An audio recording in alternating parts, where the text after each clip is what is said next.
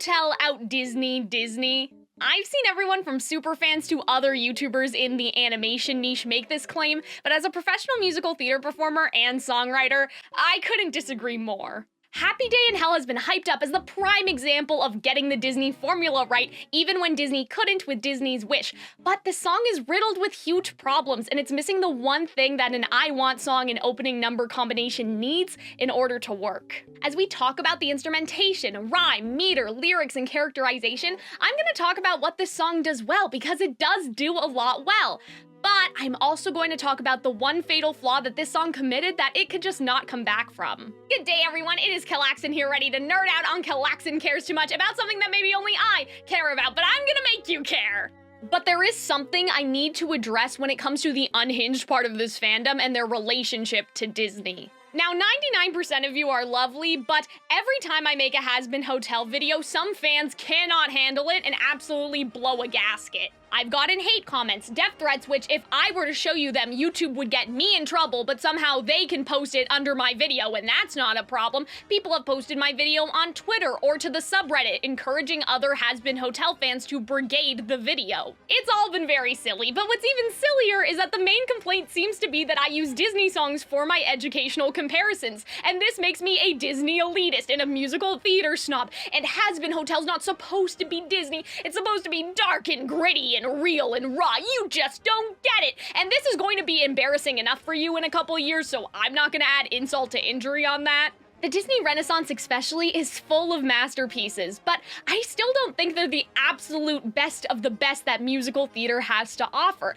The reason why I'm using them as examples is for the sake of accessibility. Songs like Belle or Part of Your World or Let It Go are well known even if you know nothing about musicals, no matter your age or gender or what your first language is. I'm not gonna reference the opening number to One Touch of Venus or Lucky Stiff or Urinetown in a video I want everyone to be able to enjoy.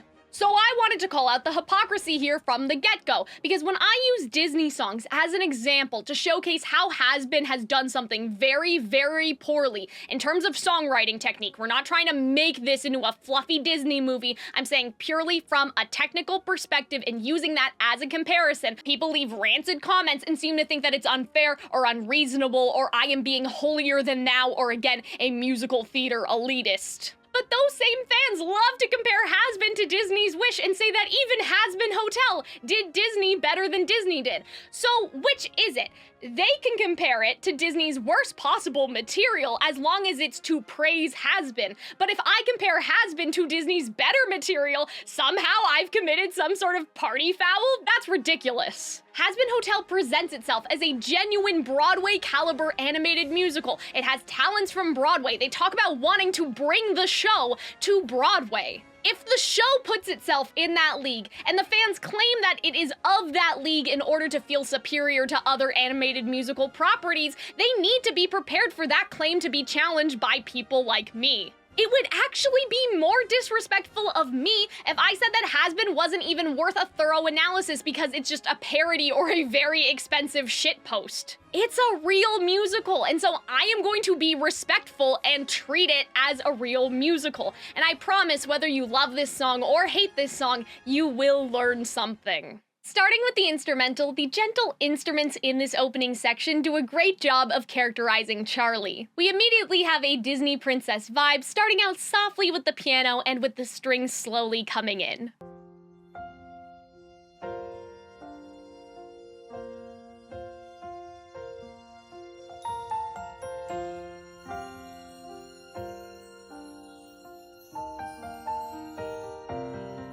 We also have some stereotypical magical instruments in there as well. It actually doesn't remind me of the Disney Renaissance, but more so it mixes contemporary and that fairy tale type feeling in a way that reminds me of something more like Enchanted or Between the Lines. The soundscape that they've created conveys her cheerful, naive, and bubbly personality. When Charlie sings about her dreams, the instrumentation is very light and minimal, but when she sings Something Tells Me That Today, the music comes in full swing with the hustle and bustle one may associate with "we have a job to do, let's go outside."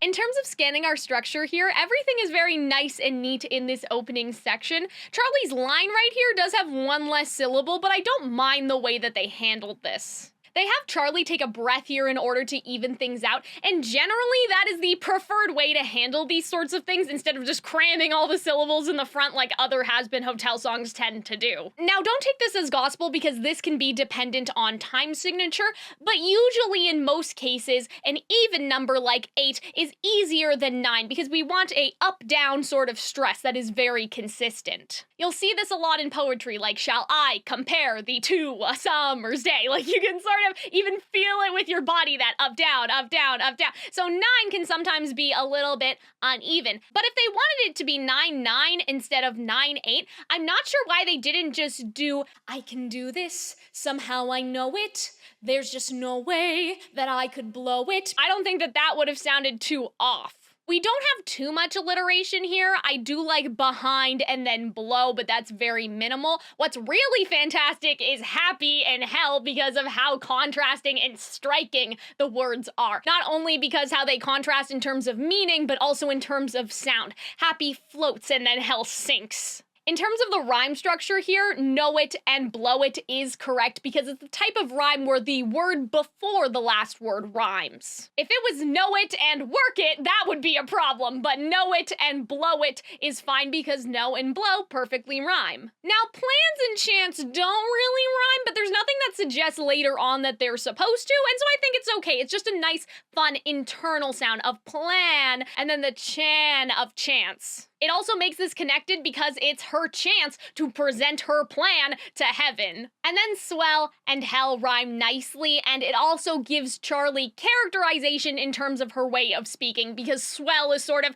this will be swell, boys, like that's an old-timey thing to say. Now, because of this, I do wish that her song had a more Cole Porter sound, or for a Disney comparison, maybe more Princess and the Frog type era versus the modern musical sound, because if they had Charlie sound more grounded in a specific era, it would have been more clear in terms of differentiating her from characters like Vaggie and Emily later. It's not a problem now because this is the first time we're hearing it, but as the show goes on, this sort of contemporary fairy tale mix, it becomes less unique because other characters also use it. This sound works really well for her because she's the princess archetype, but she's also the princess of hell, so it makes sense to combine the old with the new. But it's just unfortunate that this isn't really unique to Charlie. When we see other characters later on, it sounds very similar to this. In terms of the characterization and meaning in the lyrics here, we immediately know what Charlie wants, which is fantastic. This is technically the opening number of the show, but it's also an I Want song, and it's very important for I Want songs to be 1/4 exposition or context.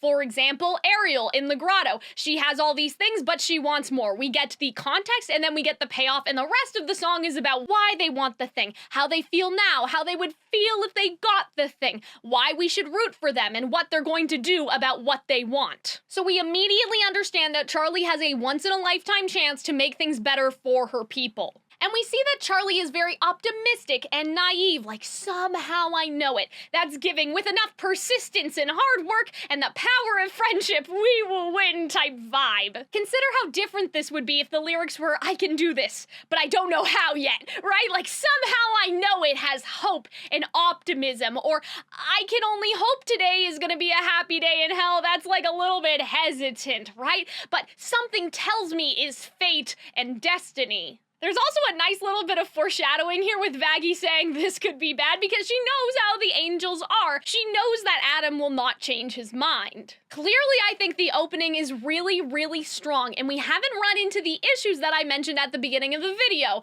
but how does the next section hold up? During the section with Vaggie and Angel just talking, we have some really nice woodwind instruments doing a little bit of a twirl sound, and then when Charlie starts to sing again, we have some trumpets that make everything feel bombastic and strong. The violins give it a quick energy, whereas the trumpets and other instruments in this part here help to punctuate the end of each phrase.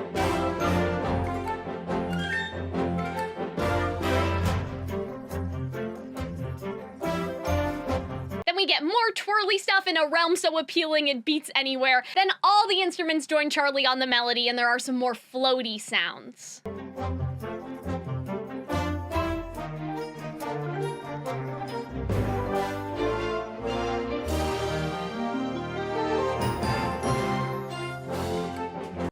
orchestration here does a great job at conveying Charlie's royalty, her excitement, her oh my god, look over there, squirrel tendencies. It's like she can't stay still because everything is just so overstimulating to her. In terms of the meter and the structure here, it's all very clean, which I appreciate. There are some tricky sounds, like there's a warm is sort of a hard thing to say. It doesn't have as smooth as an up-down situation, but when we get to fuzzy feeling, that makes it okay. My grievance here, though, is that feeling is 2 syllables, but revealing and appealing are 3 syllables, and so it makes it feel a little off. You can tell that they put so right here in order to offset it, and so I guess, like, we're technically on the same track, but it's just, it doesn't sound as nice because these ones match perfectly, but then feeling is kind of left out. I do like the increase in syllable count here from 6 to 7 because it feels like Charlie is building towards something. And so there's 1 more syllable here to grow in intensity. It wouldn't work in this trio of rhymes because this is all supposed to match each other, right? There's nothing really building up here, but this works because we're building towards, despite the bad thing, the smell. It is a happy day in hell, right? And so there's a victory, there's an upwards momentum, and that helps to punctuate that. The alliteration here is really fun. We have fuzzy feeling, warm, wafts, street, stare, air, appealing, anywhere, and all of this is really great, and it makes the verse stick in your head. The last section has Charlie building up her courage, but this section flows very easily to her because she said this 100 times about what she loves about her home, and so it makes a lot of sense to have that contrast, and I really appreciate that. And all the rhymes are perfect, let's go! Oh my god, the bar is on the floor. But we do have to talk about how, despite this song being one of the more technically sturdy ones in terms of all the technical songwriting aspects, like perfect rhymes, the issues are starting to become apparent when we talk about the meaning of the lyrics here. It'll get worse later, but what are we talking about? Like, it's really lacking in substance. What is every street revealing? What is so appealing about this place? I don't know. This is a bit of a show don't tell issue, as in they are just telling us how Charlie feels without elaborating on the why she would feel that way and what exactly she is seeing that makes her feel that way. I'm really surprised that people bring up Welcome to Rosas in order to praise Hazbin and shit on Wish because they are on opposite ends of the same problem. Charlie's verse here is not any more descriptive than Asha saying there's so much to discover, the greatest creations are all on display, and then not showing us anything interesting. As Charlie goes through the city, we as the audience see things that definitely don't line up with what she's talking about, and that's funny, but Hazbin Hotel isn't a parody, and there's a way to give this scene humor, but also make sure we are understanding Charlie's reasoning, otherwise she just comes off as completely delusional. For example, let's say that Charlie is passing by this hellish flower shop, and there's a little shop of horrors type plant, and Charlie thinks it's so beautiful and colorful and bright, but as soon as she leaves and turns around, the plant scoops up and eats another demon off the street or something. Like, that's the kind of thing that I'm talking about.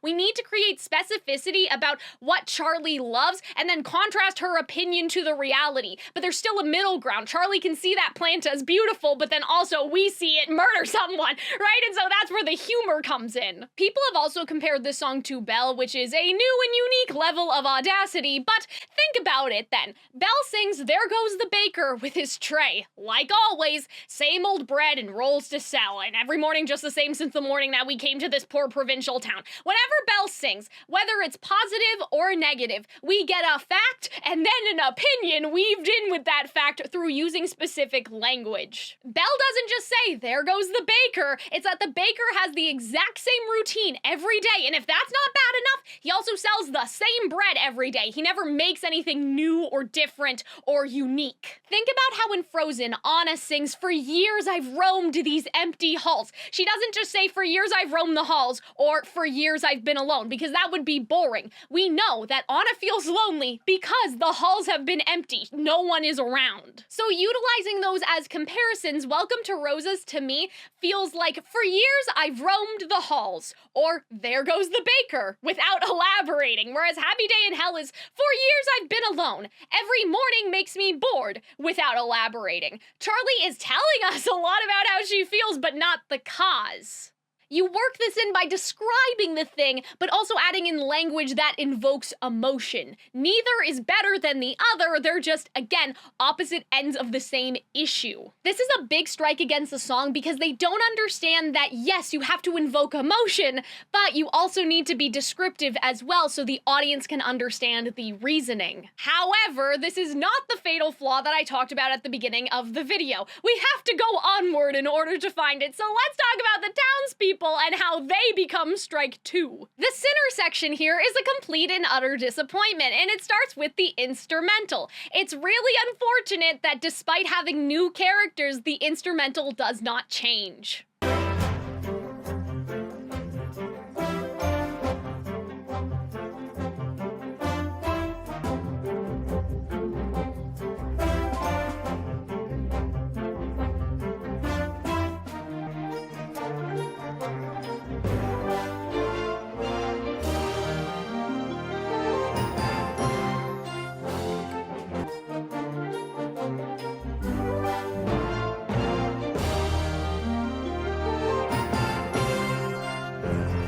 This would have been a great opportunity to contrast Charlie's royal instruments with the townspeople who are more rough and hard done by. Musicals tend to use different instruments or leitmotifs or soundscapes to represent different characters and how they contrast each other. Unfortunately, they didn't do any of that here. Is this song technically more dynamic than Welcome to Rosa's?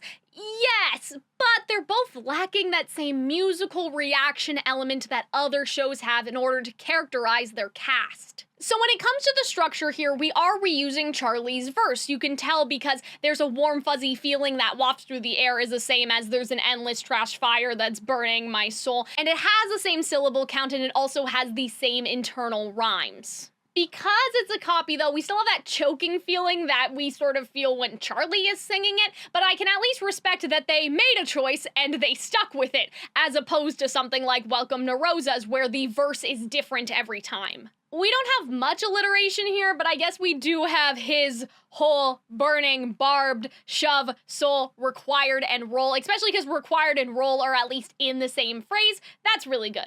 And we do keep the same rhyme structure here, but these are perfect. The internal ones of fire, wire, and required are not because of the ED. They could have made this imperfection a reoccurring choice because these are the citizens of hell, so they're less polished than Charlie, but they don't do that, and I don't think that that was the reason. I think they just couldn't find a rhyme. But what's weird about this is that this is a very easy fix if they had just used a pronoun. If they had said, for example, we're introduced to the concept of the overlords and it was doing what they require, that would have been fine. I don't know why they just didn't do that, because then it would have rhymed perfectly with the other two. Why did we need required in here to mess it up? But that's ultimately a small thing. I have bigger fish to fry, and it is with the lyrical meaning here. An opening number needs to reveal the world to the audience, and this tells me absolutely nothing. What is required of you? Do you have a job? What role do you have? What the fuck does this even mean? This section does not do a good job at characterizing the sinners, and after watching the entire season, this section's completely pointless. What the sinners are going through is not actually connected to the problem that Charlie needs to solve, like the trash fire guy. That seems like a you problem, dude.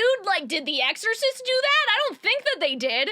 Charlie is trying to solve a genocide. These people are doing general mischief to each other, like shoving things up people's holes. I just don't see how these two things are connected. And this is clearly referencing Beauty and the Beast because the guy like bursts open from the window. But these lyrics are extremely shallow and it does nothing for the rest of the story. Belle establishes how Belle feels about her life, her dreams, how the town feels about her, their daily routines, how they are shallow, snobby, close-minded. We establish Gaston, how Gaston feels about Belle, as well as how the people feel about Gaston.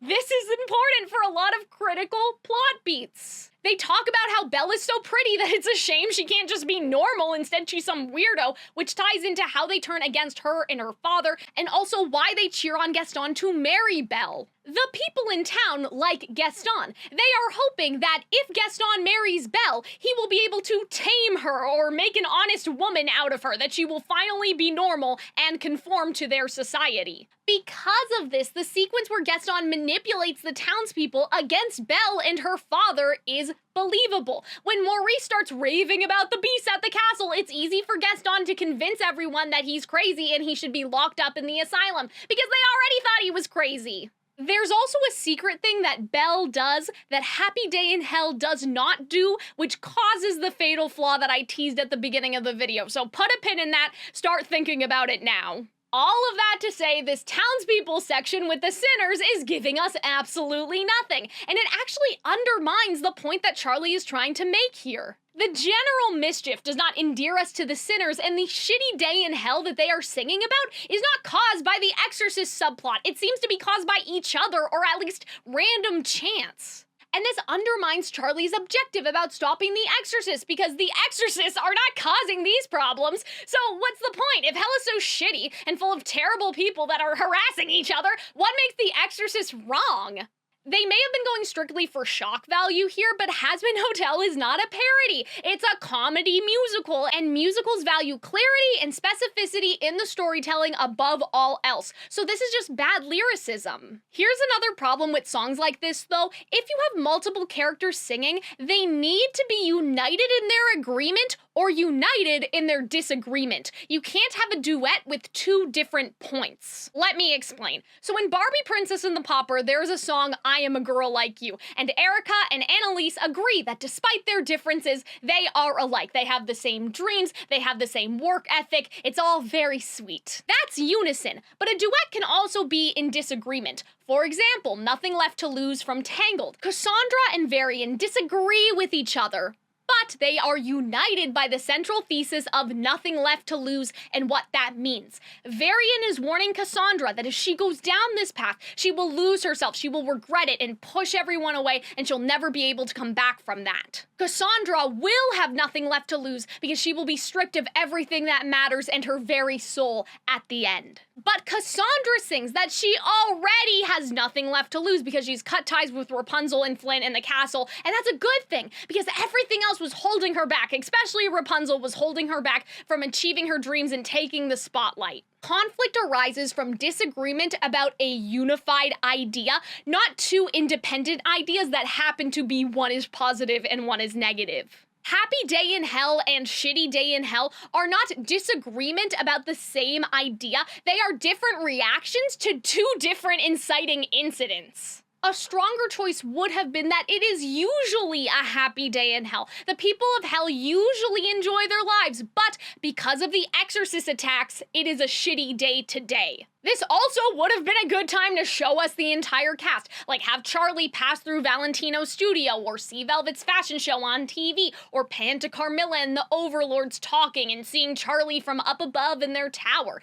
We already established later on that characters like Cherry Bomb like it here. They don't want to change, they don't want to be redeemed, like they'll join in the fight, but they don't want to stay at the hotel. So why not establish that the Exorcists are messing with their happiness and the place that Charlie loves, and have what they're going through be able to be resolved if Charlie is able to solve the problem. Opening numbers are supposed to be a promise to the audience about the journey we are about to take and introduce all those concepts that I mentioned at the beginning of the video. But this song does not correctly foreshadow any of the arcs that we are going to go through this season. Nothing about the finale is planted here, and very little, if anything, in this song actually pays off. Charlie's part made me care because Charlie is likable and seems genuine in her heroic intentions. She's someone that we can root for, but the show does not give me a reason to care about these people and whether they live or die, which is a big problem. But it's still not the biggest problem. So we throw it back to Charlie and Vaggie here, but unfortunately the instrumentation is getting really, really boring at this point. It's just strange because vocally I feel like we're building, but instrumentally I feel like that there's not really anything dynamic here. There's not a big difference between this and the rest of the song that makes this feel like the turning point. And this section is just a little weird in general. Like, I'm not sure what I would categorize it as.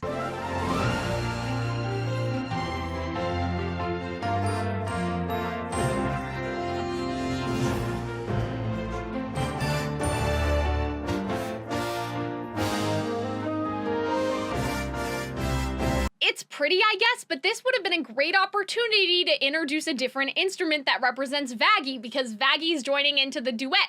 But even though Vaggie is joining in, there's no evidence of her existence in the instrumentation. Everything just blends together in a forgettable way, and that's really unfortunate because I feel like that they should have used the music to show their similarities and their differences. The structure here is interesting to say the least, especially with whatever's going on here, but I think that it's okay. I like that change and strange, like it's one step up. You want redeemed to be a step up from dream, and then you want strange to be a step up from change. And so it does feel like it's building somewhere. Alliteration-wise, show and soul are nice, will and evil are nice as well. In terms of the rhymes here, dreamed and redeemed feel especially excellent because that is Charlie's dream. It's connected. The sinners to be redeemed is Charlie's dream. Change and strange is nice as well because that is what she is trying to change about them, the strangeness. Know and show have a nice internal rhyme here, but what ruins it is show them and then just having no, and then no has nowhere to go. It falls off the cliff a little bit.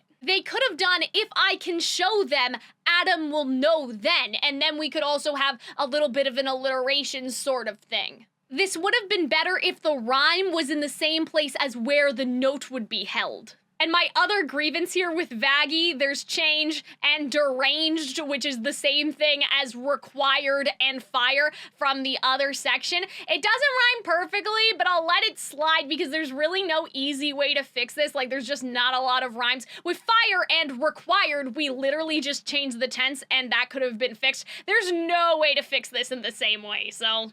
Speaking of this line though, did you notice that Vaggie's line has a double meaning? You may think that she's talking about the sinners. The sinners are bloodthirsty and deranged because Charlie says literally from the evil to the strange, right? So you may be thinking, oh, it's the sinners that we're talking about. No, I think that Vaggie is actually talking about the exorcists here. Otherwise, the meaning of this is all very clear. It's just too bad that the instrumentation is boring. We already knew that Charlie wanted to change the angels' minds at the beginning of the song, but now we're getting more into the how, like how she wants to do it. However, what this is lacking is the reasoning for why Charlie feels this way. This song does not do a good job of showing us the good points of the sinners through Charlie's eyes. Like at the end of the song, some guy tries to flash her and then calls her a bitch when she doesn't want to be flashed. Am I supposed to feel bad if the exorcists kill that guy? And I just know someone in the comments is gonna be like, well, it's hell, the characters aren't politically correct or whatever, crying about it. And yes,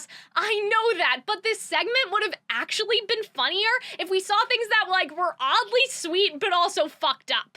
Say, for example, there is a line to get into Velvet's fashion show. Demon A is waiting patiently. Demon B cuts the line. Demon C does not think that that is acceptable behavior and shanks Demon B for cutting in front of Demon A. Then Demon C takes off their top hat and does this big after you gesture, and Demon A has to step over Demon B's body in order to get inside. This show operates on the premise that anyone can be redeemed. But where are they? Because all I see are irredeemable people. It doesn't make any sense, and it makes Charlie feel completely delusional when she's not. It's supposed to be that Charlie sees the good in people, but where is it? We don't get to see any of that, and the easiest way to endear us towards the sinners would have been to show that people care about each other. They just go about solving their conflicts in very violent and extreme ways. So we are back to a slowed down version of the verse, and this would have been a great opportunity to lose some of the chipper instruments with the twirls and everything,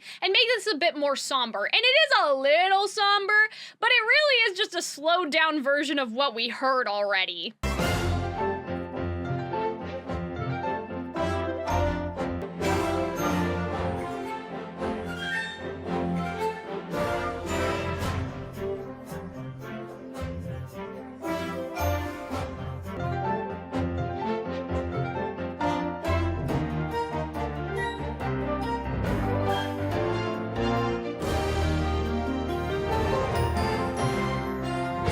Usually the instrumentation instrumentation is better in Hazbin Hotel songs than the lyrics are. So I don't know what happened here, but like, this is just so boring. Give us nothing. In terms of the structure, these are copies of each other, but with minor changes. But here's the problem. One of the fundamental things in songwriting is form follows function. Because form follows function, verses should have the same form. And yes, these do have the same form, right? But if something has a different function, it is no longer a verse. It's a pre-chorus or a bridge or some mysterious other thing, right?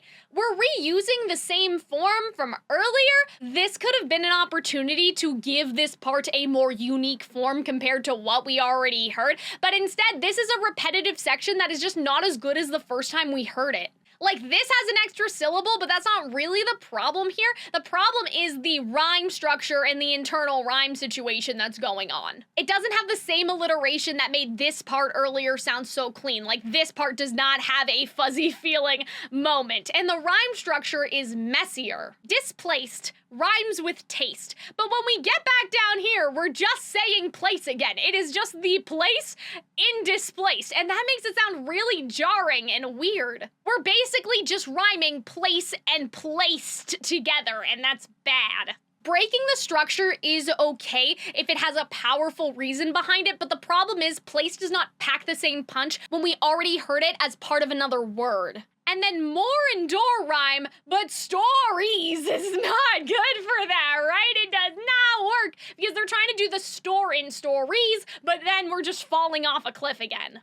So when we talk about correcting this, here's what I would have done. Someone needs to stand for the lost and displaced, and I know that they're more than depraved or debased. So if I open the door and I give them a taste of my Hazbin Hotel, etc., etc., etc., right? So we'd have displaced, debased, and taste for the ending rhyme. And then we also have that nice alliteration with the D's, and then we'd have for, more, and door for the internal rhyme, and then taste creates some nice, like, imagery, right? And then it also creates contrast. We showcase that Charlie thinks that there is more to them than what the exorcists think. When we talk about lyrical meaning, things get really difficult with these songs because the problem is they gain one thing, but then they lose another. Like, this is not as vague anymore, which I appreciate. We can assume that people feel lost and displaced because of the exorcist attacks, but we're still missing the forest for the trees here. I understand that Charlie wants to redeem the sinners. We've heard it 4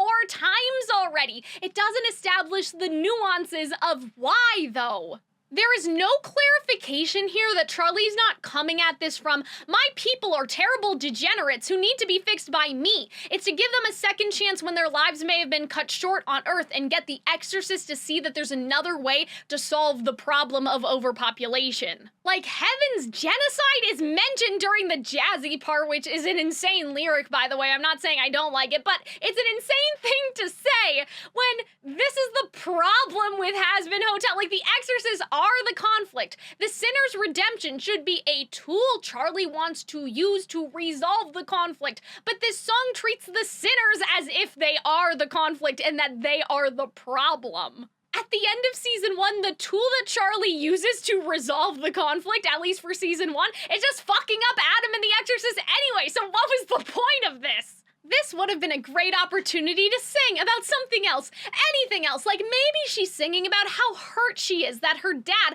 doesn't think that this is worth doing, that he always taught her that the sinners were terrible people and the exorcist was right and heaven was right and that he should have never done this. We could have started to plant those ideas here and make this have an emotional connection to Charlie. Like, she wants to prove her father wrong. That's the emotional part that everyone is able to relate to, right? We could have had that in here instead of repeating the same thing that we already heard 4 different times now, just in different words.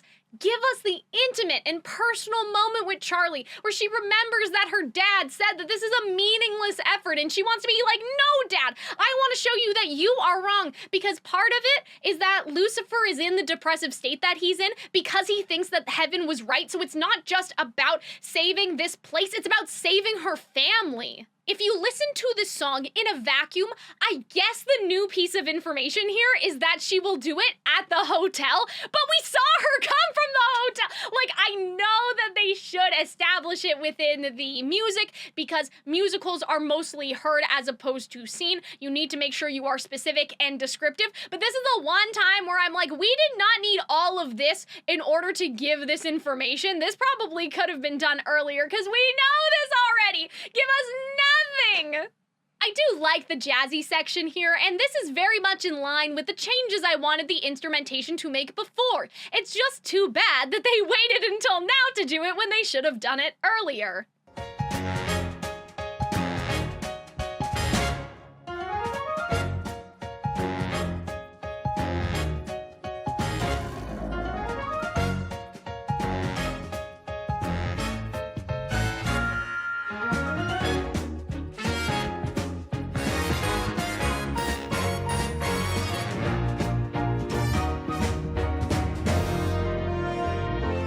Anyway, in terms of the structure here, this does take some inspiration from the verses, I think, but it plays around with the structure. This is a new part. This is appropriate. They have earned the right to change something. Unlike what happened before, the form has changed to suit the function, and for the better. In terms of the rhyme structure here, though, something weird is happening. We have studio, and then we have go. And you would think that, okay, they did 6 syllables, there's the rhyme, 6 syllables, there's the rhyme. You would think coming down here that winning would be the rhyme that this needs, but instead this has shows, which doesn't rhyme perfectly with go or studio, and then this thing just doesn't have anything. So it's not consistent. You're not anchoring the audience in the same way. This should be perfect internal rhyme, perfect external rhyme, perfect internal rhyme, perfect external rhyme, but instead they don't do that, and this is more evident with Cannibal Town and Frown, and so this is just a sloppy mistake.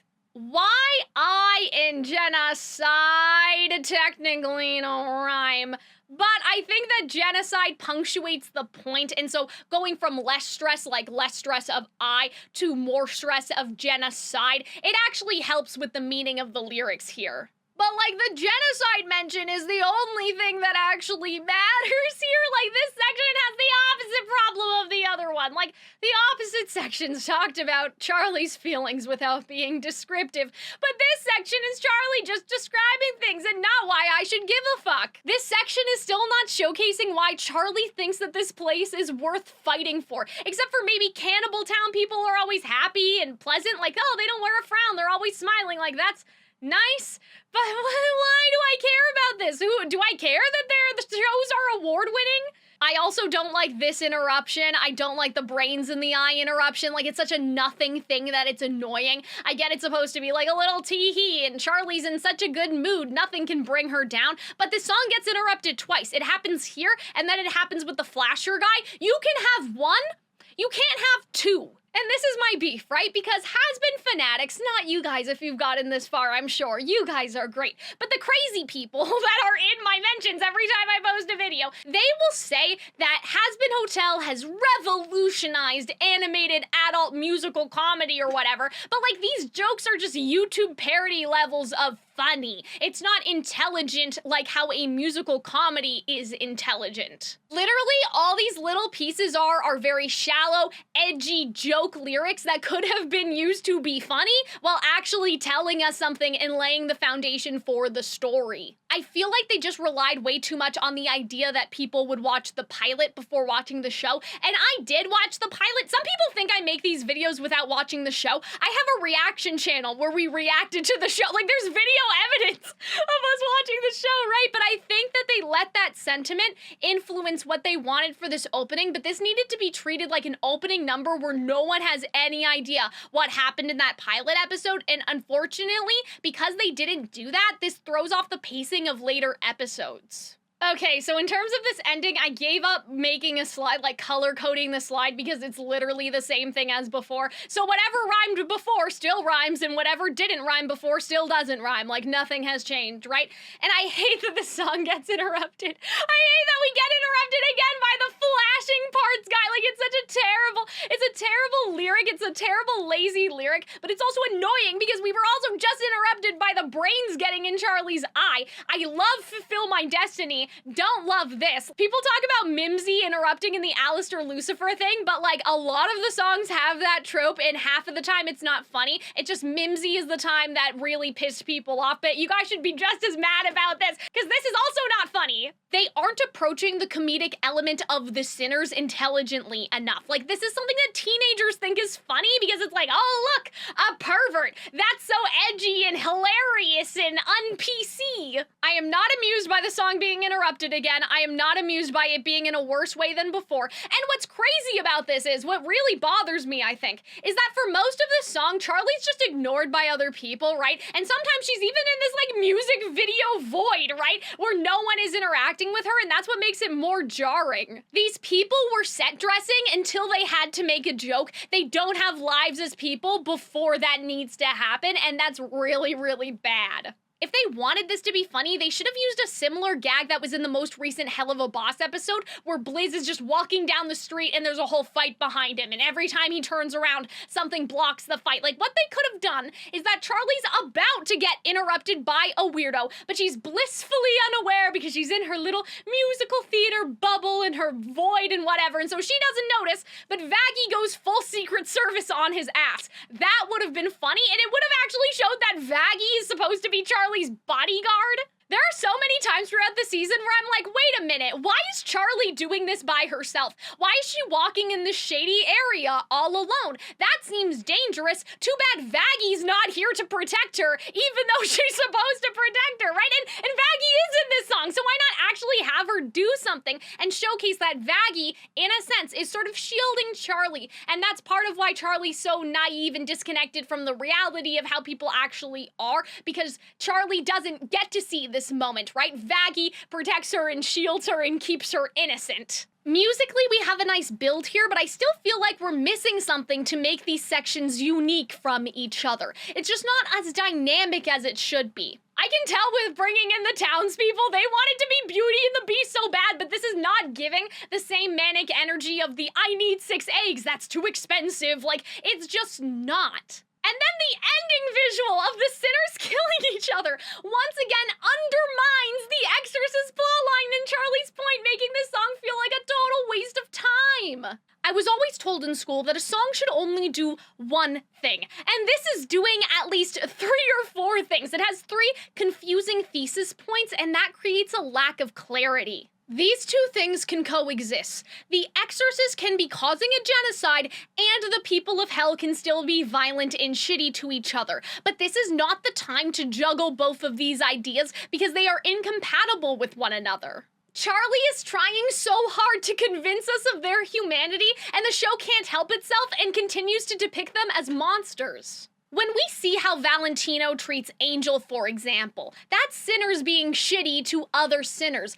But it serves Charlie's thesis because Valentino definitely deserves to be in hell, but Angel doesn't because Angel is not irredeemable like he is. Angel may be a sinner, but he deserves a second chance because he's not cruel or abusive. This finally brings us to the reveal of the fatal flaw that I teased at the beginning of the video. But before I reveal it, I want to make sure to thank all of you for getting this far, but also the patrons and lovely YouTube membership members for enabling me to make content like this. I think it's important to be honest, and so I will say the only reason why I'm able to post so frequently is because I've been given 3 months to see if this channel can generate a full-time income, and after that, it's gonna get interesting, I guess you could say. So if you want me to stick around, but you also want some cool perks like early access, the ability to vote for what is released first, and suggest videos that I will make next, you can check out the Patreon or being a YouTube membership member. I really appreciate it. The links are in the description. But now, let's reveal the fatal flaw. This song has a lot of problems, but the fatal flaw is something that is the source or the nucleus of all of the problems. And if this was fixed, everything else could have been fixed too. An opening number is a promise to the audience, but it's not just showing the characters you're meeting, the conflict or the setting or anything else I said at the beginning of the video. It also makes a promise about the theme. All opening numbers need a thesis, a thematic question that will be answered by going on this journey. Hazbin Hotel has storybook narration and then an opening number. Beauty and the Beast also has opening narration and an opening number. And in combination, these things make us wonder, could Belle be the one who loves the Beast since Belle is treated differently and she feels like an outsider too, just like him? Will Belle leave her provincial life behind and find what she's looking for in Beast's castle? Will Gaston be able to force Belle to marry him? Belle sets up the stakes and the conflict, but it's not just about the surface level conflict. It's the central conceit of why we are here, and it makes us reflect on whether we're more like the townspeople or whether we're more like Belle. Are we accepting of people? Have we been accepting of people in the past? Do we make snap judgments about other people based on their appearances and how they look? In Hunchback's opening number, we have what makes a monster and what makes a man. Seeing Frollo and Quasimodo's backstory as a baby, his parents and everything like that, calls the idea of justice into question, and it makes us wonder if Frollo can be reformed by Quasimodo, right, by adopting Quasimodo and change his ways, or if he wants Quasimodo to bend to his will. People see Quasimodo as the monster, but we will realize that Frollo is the true monster here, and it makes us think, is Frollo right? Is Quasimodo right? How do we treat people that look like Quasimodo? How do we treat people that are in power like Frollo? Has there ever been a time where we have done something that we knew that thing was wrong, but that person was in the position of authority, so shouldn't they know best? Shouldn't they be right? It challenges our own behavior once again and makes us reflect, showing us that sometimes people in power that we treat with reverence are corrupt, and then the people that we ostracize from society have more empathy and kindness and are more human than those corrupt people. In Honor to Us All from Mulan, it is heavily implied that the people in town think a girl can only bring honor by marrying well. Girls don't go to war, boys go to war for you, the girl. Men want girls with good aesthetic tastes who are calm, obedient, and thin, apparently. And the visuals show us how Mulan is clearly different. She glances at this game board and makes a strategic move in seconds. The boys are bullying this girl and they steal her doll away, and she swiftly rescues it and gives it back to that little girl. This song establishes those thematic questions of there is more to Mulan, but will she try to pursue that? Can a woman be more than a wife and a bride? Will anyone give her the chance to be more than this? Or will she give herself the chance? And more explicitly, is there a way for Mulan to bring honor to her family by being her true self? And it makes us reflect on our own ideas about gender roles. Have we changed ourselves at all to be what our families want us to be like? Have we given up or hidden away parts of ourselves to be normal and avoid disappointing the people that we care about? You'll notice in all of these cases, there is a big finale number that wraps up the thematic question, or in the case of Mulan, a script, because it stops being a musical when we see that everybody was brutalized by the Huns. Happy Day in Hell does not properly introduce the world, the characters other than Charlie, or the true conflict, and it also does not pose the thematic question. It doesn't challenge the audience at all. This could have been an opportunity to go, you probably judge these people harshly, but they aren't all bad just because they sinned. Or you probably sinned in the same way that they did, but guess what? You're judging them because they're in hell. What's gonna happen to you when you die, huh? But instead of challenging our behavior and making us reflect, the show goes out of its way to confirm the audience's worst preconceived notions about the sinners in the song. When you think about the finale, how many themes from the finale are actually in Happy Day in Hell? Because if you look at the other finales I talked about earlier, Bells of Notre Dame or the finale of Beauty and the Beast, Tale as Old as Time, you'll see that they very clearly answer the thematic question. The inclusion of the finale song is an answer, and it's telling the audience what we found out on the way here. So when you think about it, they make a callback to Happy Day in Hell in the finale, but do they foreshadow the finale in Happy Day in Hell? The finale checks in with pretty much every character and shows us how they are reacting to the aftermath of the conflict and the resolution of season 1, trying to reinforce the impact of the journey that everybody went on, despite the fact that none of the characters were actually in the opening number song. We don't see a clear before and after. This is how they were in the opening and this is how they are at the end. We just slowly have them appear throughout the season. The ending feels a lot like by joining together to fight against the common enemy, the people can rise up against their oppressors. The fact that people in hell fight for life to be better and defend each other in battle proves that anyone can be redeemed. None of that is even alluded to in the opening. Happy Day in Hell, for it to have a point, needs a thesis, which means it needs thematic questions, but the only thing we get is the finale answering questions that were never asked. So here's how I would fix this. We only need Charlie to sing about her plans once. We need the I'm gonna talk to the exorcist about my plan to redeem people at the hotel. That's it. Be concise. I know you can do it. And then we can transfer gracefully to other characters. Charlie goes, it'll be a happy day in hell if I can convince the angels of my plan.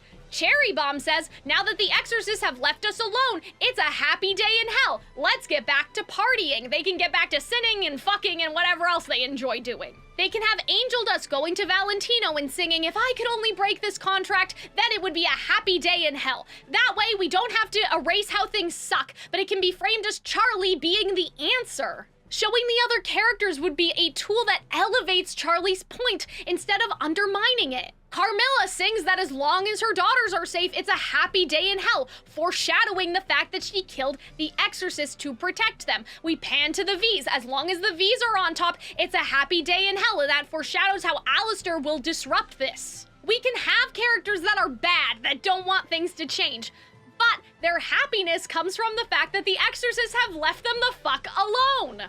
Everyone can have a different idea of what would make it a happy day in hell, but they are unified by the thesis. And this would make everyone's issues connected, because the problem is that the opening sets up Charlie's journey but does not establish how anyone else is involved in that journey other than Vaggie, I guess. And because of that, it can't establish the themes of the show properly. In my head, the show does have interesting themes. In the opening narration, we know that heaven feels threatened because the exorcists were being too empowered by Lilith, and the exorcist attacks are to call the threat. I know that there's a limitation on what Charlie knows and understands, but maybe having Charlie being this ignorant actually was the problem. Anyone can be redeemed is presented without any sort of subtext and depth, and that puts the onus on the sinners until the mid-season twist. It's not like the exorcists genuinely believe in good faith that no one in hell can be redeemed and that it's impossible. They're just afraid that the demons will grow more powerful than them. Charlie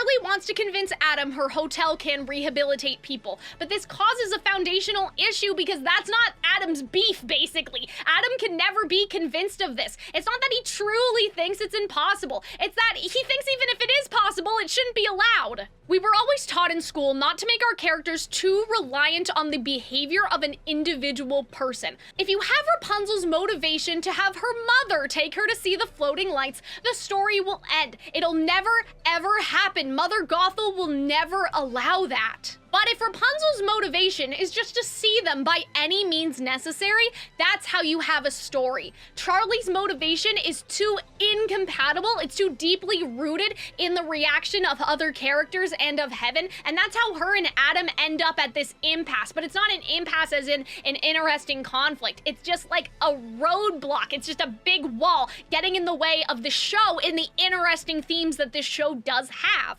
Even if Charlie was ignorant, this should have been, if I can placate heaven somehow, will they leave us alone? Which is a very different question than getting Adam's approval, because that could have evolved into these people will never be satisfied or satiated. They are threatened by the very idea that someone unworthy is able to rise up into their paradise. They will never play fair, you can never appease them, so you have to fight back. It seems natural to me that the show should have gone for a metaphor about class, because who decides who is redeemable and who isn't is very close to why should the peasants get to work their way up to our position when we belong here and they started down there. It's about the birthright or death right that someone royal has over someone that does not. They don't care about the sinners actually working hard to change. They don't think that the sinners ever will deserve to be there like they do. It also would have been a good time to bring up, why do we believe the powers that be without question? We find out that Adam doesn't even know, none of them know how people get into heaven, and so this could have been a good time to talk about propaganda, how the people in power don't always have our best interests at heart, and they use certain things to control us. And then we would have more questions like, what makes a person good? Especially when heaven's definition of sinning ranges anywhere between doing drugs and having a lot of sex to actual cruelty and violence. Will the people have the power to fight back? Some people profit and benefit off this exorcist stuff. Others will be hurt by it. Will Charlie be able to bring everyone together? Is being a good person playing by heaven's rules, or is it something more? And the finale would have answered these questions by showing that sinners like Angel and Pentis and Cherry Bomb and Husk are willing to sacrifice and fight for one another, protect one another, and that's what makes them good. And when it comes to getting the audience to, God forbid, have a thought about what they're watching, at least an opening like this would get us to think about, are we complacent? Do we judge people like heaven judges people? Do we focus so much on people's mistakes that we don't see the goodness in their actions? And then we always think to ourselves, our lives would be so much better if we just got this one thing. I used this as an example in the last video, but I'm sure a lot of you felt if you were in high school, you just thought after high school things will be perfect. And then you got to college or wherever you went and you found out that you were wrong. There's just more problems, different problems. Life is about the problems that you can deal with having, and at the end of the day, we don't fight for our future. We always wait for fate or someone else to intervene in our circumstances. And when we do get what we want, we just move on to the next thing. We just want something else after that. Again, high school, college, then we think, oh, after I'm done with college and I have a job, things are gonna be better. And then it's just the same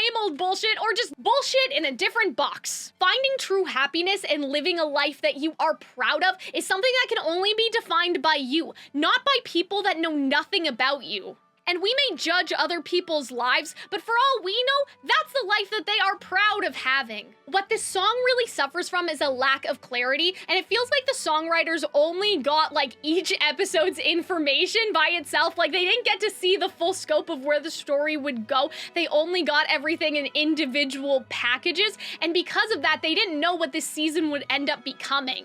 Is it absolutely horrendous? No, it's technically a lot better than some of the other Hazbin songs that we've covered, but technical songwriting prowess cannot make up for something ultimately just being shallow. It's not better than Welcome to Rosa's, they're both bad, and it's definitely not in the same league as Belle, despite what people online are trying to tell you. But if you want to learn about an opening number that is an absolute masterpiece and have something better to compare to, you should check out my free video from Barbie, Princess, and the Pauper and how it handles the opening number I Want song combination. This has been Calxiyn caring way too much, but I hope you care too. I will see you next time. Bye, guys.